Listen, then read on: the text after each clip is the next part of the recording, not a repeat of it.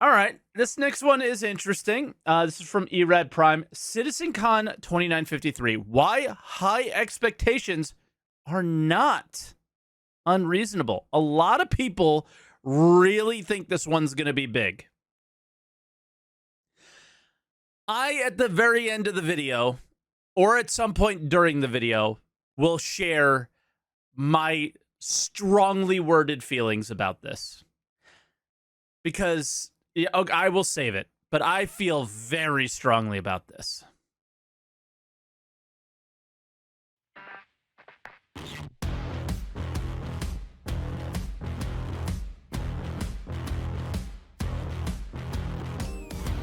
It is a very exciting time to be a gamer. The post-pandemic era is opening a new age of video gaming that's about to offer a large variety of exciting titles that people have been waiting for years.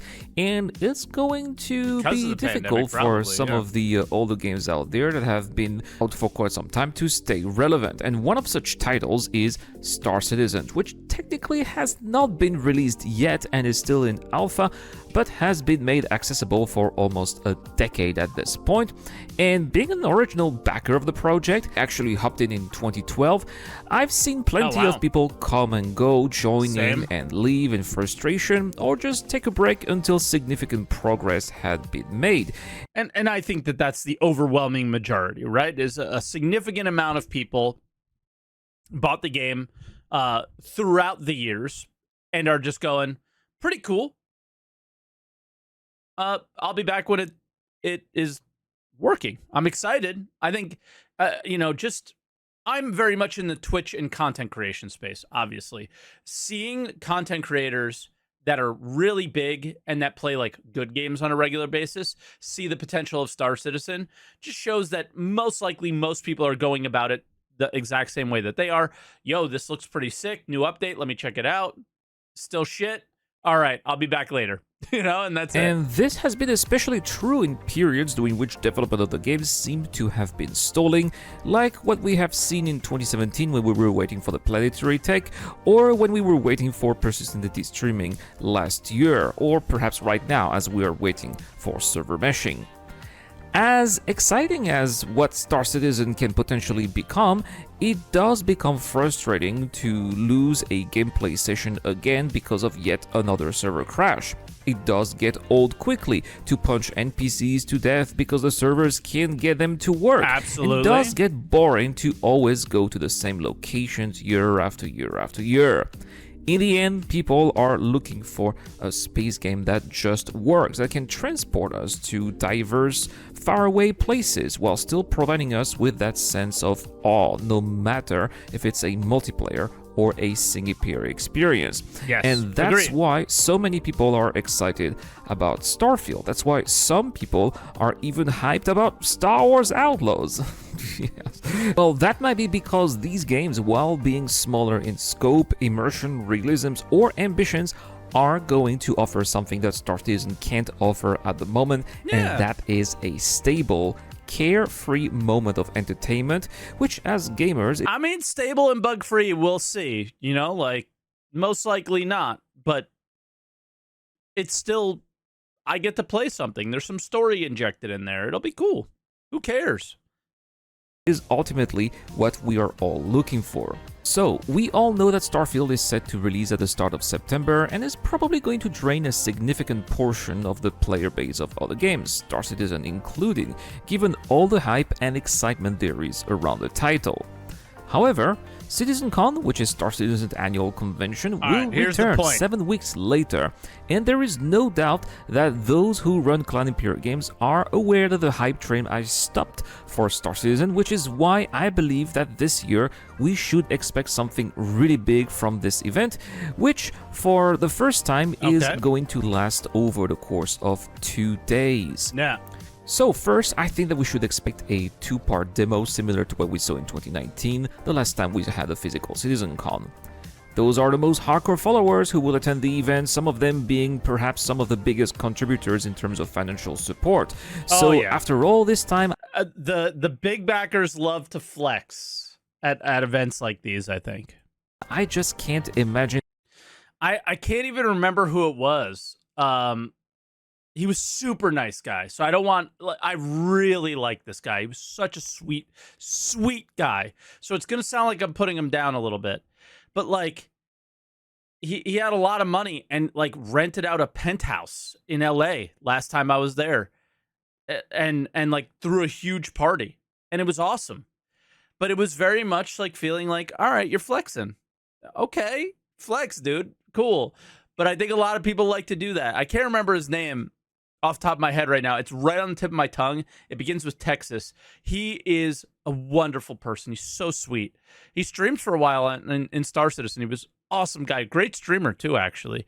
And yeah, but it was like a lot of Texas Skulls. Thank you. Yeah. He was flexing hard. It was sick. But a lot of people do that, right? You got the poet's always wearing his concierge shirt, right? Everybody they like to remind everybody how much they spent on SC for Chris some Roberts reason. would want to start the festivities with a long and thunderous When in reality, applause. I don't think anybody cares. What will it be? You know? Well, how about an update on server meshing? A prototype that would show how our gaming experience would work in the servers once this server meshing technology becomes a reality. Whatever it is, it has to strike hard and be memorable to keep us hyped, at least for the rest of the 2 days. But my money is on some kind of reveal regarding Squadron 42. I think a lot of people are for 3 reasons. thinking that. So the first reason I believe we will hear from Squadron 42 is the fact that it disappeared from the online store and that Xylo confirmed that it would eventually return further down the line. Yep. My guess is that this year's Citizencon will launch the marketing campaign for Squadron 42 and that it will be announced that the game will release next year. With that announcement, you should also see the return of Squadron 42 on the web store with a likely price bump, perhaps up to $70, which seems to be the new norm for AAA games in our age. And I mean, would anybody be mad if they priced Squadron 42 at $70 as long as they gave a release date? Right? I think at this point, that's what we would expect from it, is a AAA story, single-player story game, which is exactly what it would be, right? I don't know. Just like Starfield had a massive 45-minute presentation that absolutely blew everybody's mind who was interested in the game, I wouldn't be surprised that this could be a similar presentation for Squadron 42. Of course, Cloud Imperial Games would have to avoid revealing anything about the plot of the game, just like Bethesda did with... And $1 off every day until every day it's late? Yeah, it'll be free then. Starfield, we could still learn from about the Odin system and have an outlook at its different planets. We could have a look at the different factions here that we'll have to deal with in the story. And we could also perhaps have an update on the level of details and fidelity the game will offer. And icing on the cake there would be perhaps a showing of an updated version of the vertical slice that we saw all those years ago. There's been a lot of negativity regarding Squadron 42. I think that would be a really weird one to redo the vertical slice, even if it's like the same storyline. I think that'd be super weird. I absolutely think that I don't think this is being manufactured by the community, the Squadron 42 reveal type things. I think this is coming from somewhere. I don't know where, but I think they're going to say something about it too, right? I think we all have this feeling because it's insane if they don't. Whether or not they give a release date is, I don't know, right? But here's the deal with release dates, is lots of companies do them and then they push them back. So I can kind of expect them to, sure, they could do a release date, but does it mean anything? Too in the community lately, especially regarding how it's pumping most of the development resources and how some people claim that they didn't back the project for Squadron 42 anyway.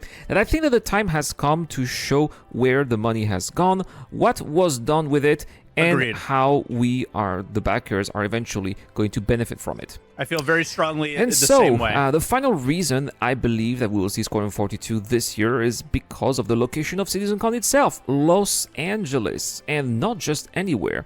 the Los Angeles Convention Center. This year, Cloud Imperial Games are up to something massive, and they will do it in a massive, expensive, lavish, and prestigious location. Choosing the Los Angeles Convention Center was not a decision made out of the blue. It was a decision made to impress not just the fans, not just flatter Chris Roberts' ego. No, I believe that Cloud Imperial Games here are eyeing on the press. They want to impress the press and the world with what they will be revealing and announcing. They want Star Citizen and Squadron 42 to be what people will be talking about, especially like 7 weeks after the launch of Starfield, which would have taken all of the momentum for itself. And who knows, maybe some of the actors of Squadron 42 would even show up. We are not far from Hollywood, remember? Speaking of local people, another key developer at Cloud Imperial Games who's based in Los Angeles is Tony Zurovec. And since we haven't seen him last year... That's not true. Tony's in Austin, just so you guys know, okay? Tony's not in LA. He just got this one wrong. It's okay. I think it's not unreasonable to expect his return this year, and especially maybe we're going to have an update on the so much needed dynamic economy. I mean, Tony lives in the cloud is the most true statement there is. Tony can be anywhere at any time. Tony is a quanta.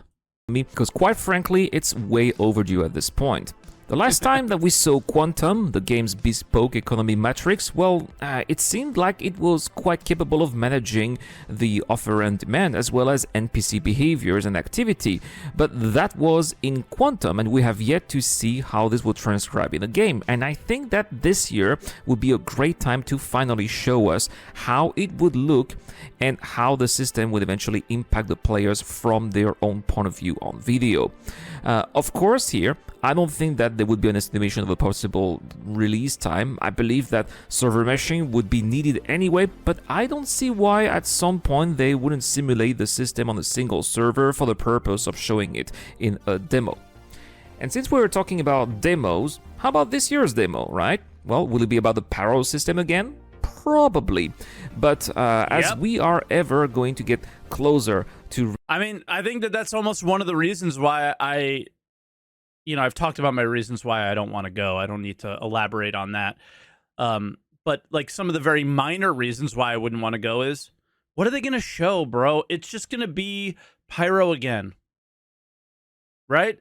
Is this the 4th year in a row that the highlight of Citizencon will be Pyro? That kind of is why I think you have to couple it with more than just Pyro. And that's kind of why I think like Squadron might be a more of a possibility as well. Is you can't just do Pyro. Like nobody, I'm not going to say nobody. I don't care about Pyro. And I think a lot of other people feel the same way. Release here, I foresee that this time we will get to see actual gameplay and not something staged like what we saw 2 years ago already. What missions will be available for players in Pyro? What factions are we going to encounter? What business opportunities will players have? And how is Pyro going to interact with the already established standard system? Yeah. These are some of the... Like if they show it, they have to show it from a gameplay design standpoint. Like these are the things you do. I think he's so on point. If you're going to show it and it's going to hit, it's not the visuals anymore. No way can it be the visuals. It has to be, how are we going to interact between here and there, and what's different about Pyro in very distinct, concrete ideas of why it's different. And how it's different, and how I will interact with it differently than I do with the stand system, right? That's what I want to see. Like, knowing that it's lawless is about all we know, right? Information that I think a lot of players would be very happy to learn more about. And perhaps they could even tease us at the end of the demo on the second day about the next star systems that will follow Pyro into the persistent universe. How far along is Nyx? Will it be Terra, Odin, or is it perhaps another system that we aren't suspecting? Maybe there will be a dedicated panel about that. Well, if you guys have any ideas also, please let me know in the comment section down below. A panel that there definitely will be at Citizencon will be a ship panel. It has been a staple of previous Citizencons, and there aren't reason that this would change. And we will vote on ships in addition that they won't to make new for ships years. being introduced and sold, it will also be nice to have an update on some of the older ships from the backlog, especially the largest ones. We know that work has already started on the Polaris, but we will see maybe perhaps a white box version of the ship. I think so. We'll be given an update on the Banu Merchantman. Is there anything else that you would like the team to talk about ships here? Well, also, please let me know in the comment section down below. Of course, 2 days of content will be quite comprehensive, and we'll probably see some more technical panels, like perhaps an update on Rastar or on server meshing. It's the most important milestone for the project after all, and perhaps this time we'll see something more concrete than just a glorified PowerPoint presentation.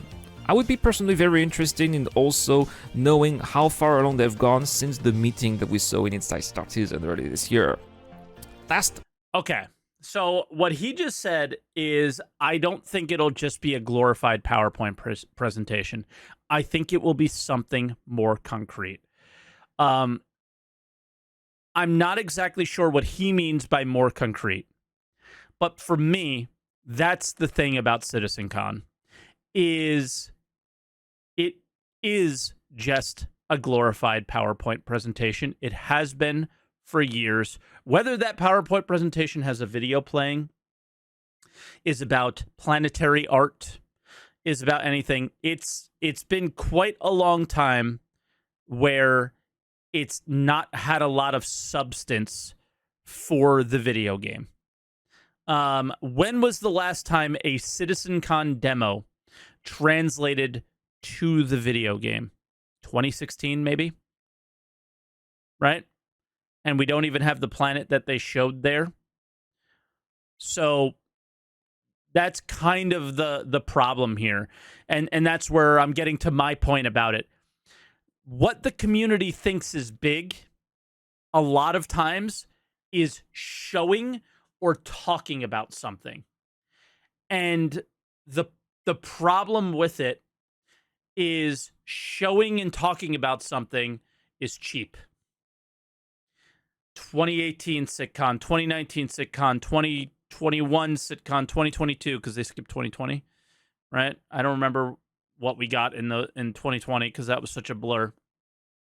But the every year it's been a lot of, here's what we're working on. It's been a glorified ISC. This is a 2-day event. I think it's going to be more focused at the people at the event that are going to have interesting things. You know, one of the coolest things they've done was the Theaters of War demo. Obviously, Theaters of War is an absolute meme and a joke at this point, but here we are. That was a cool thing to do. Maybe they do something like that again. You know, people playing the game stuff, event-focused things.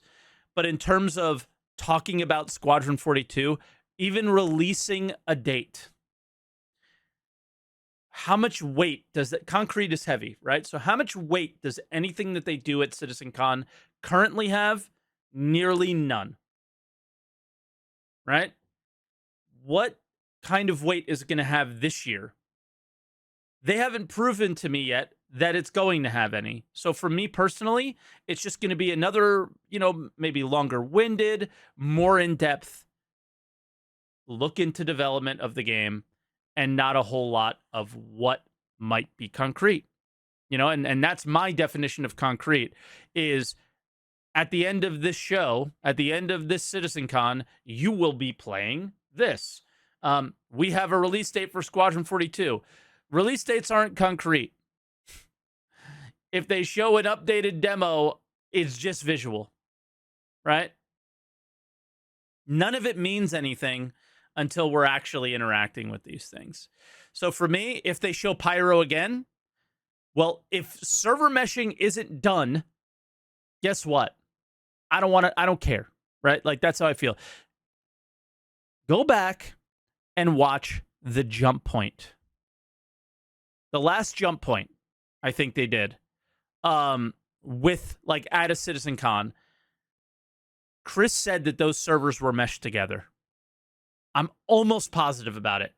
Leave a comment. Let me know if I'm dead wrong on this. But at the end of one of the demos, when they jumped, one of the many demos where we've jumped to Pyro, at the end of one of them, he literally said that they were meshed together. Where?